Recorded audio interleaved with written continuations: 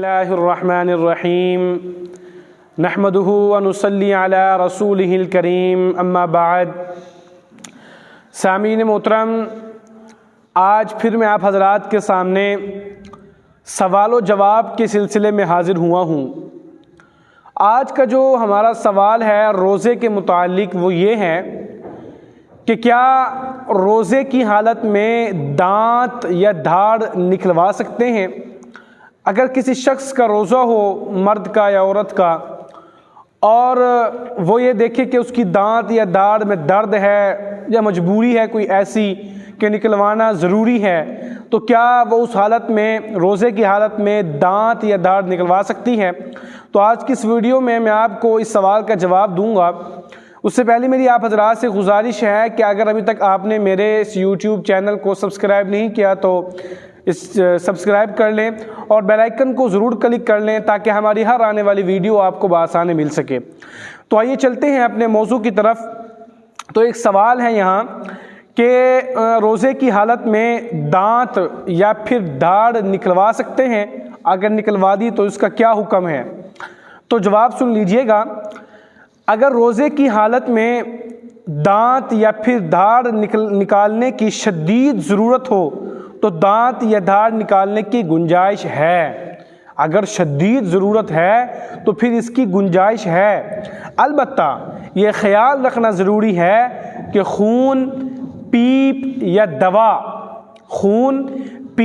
دوا حلق سے نہ اترے، چونکہ اس کا احتمال ہوتا ہے۔ اس لیے اس کا احتمال ہوتا ہے کہ بعض اوقات ایسا ہوتا ہے کہ بہت زیادہ چانس ایسے ہوتے ہیں داڑھ یا دانت نکلوانے کے بعد کہ خون یا پیپ یا دوا حلق کے اندر اتر جاتی ہے، نیچے اتر جاتی ہے، تو احتمال تو اس کا ہوتا ہی ہے۔ اس لیے اگر روزے کی حالت میں شدید ضرورت نہ ہو تو پھر دانت یا داڑھ نہ نکلوانا ہی بہتر ہے۔ تو دیکھیں، اگر تو شدید ضرورت ہے تو پھر تو نکلوائیں، اس کے اندر گنجائش ہے، کیونکہ اس کے اندر احتمال ہوتا ہے کہ خون، دوا یا پیپ حلق سے نیچے اتر جانے کا۔ تو اس لیے اگر شدید ضرورت نہ ہو تو بہتر یہی ہے کہ روزے کے بعد آپ داڑھ یا دانت نکلوا لیں، اس میں تھوڑا سا آپ گزارا کریں، تھوڑی سی آپ مینٹین کر کے چلیں۔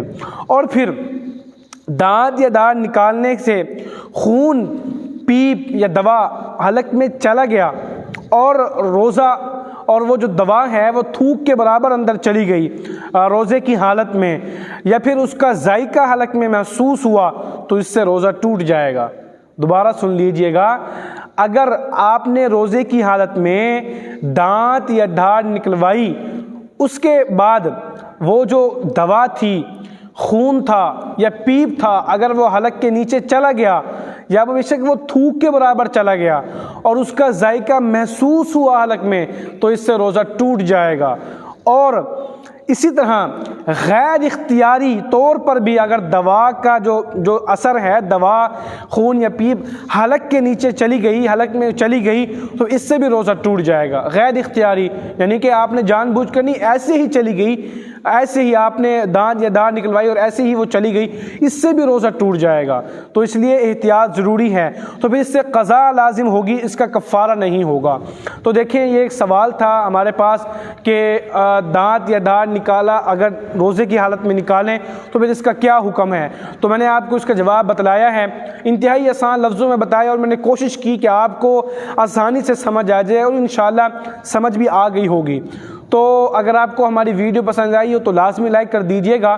اگر آپ نے کوئی بھی سوال پوچھنے ہو، کوئی بھی سوال ہو، روزے کے متعلق کوئی سوال ہو یا ویسے بھی کوئی سوال ہو، کیونکہ روزے کے متعلق میں اس لیے کہہ رہا ہوں کہ رمضان المبارک کا مہینہ ہے، ہر انسان کو یہی ضرورت ہوتی ہے کہ میں سوال و جواب پوچھوں۔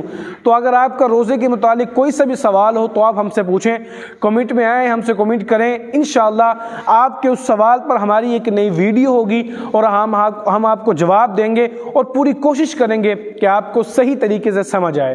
اگر آپ کو ہماری ویڈیو پسند آئی ہو تو لازمی لائک کر دیجئے گا۔ اللہ پاک ہم سب کا حامی و ناصر ہو۔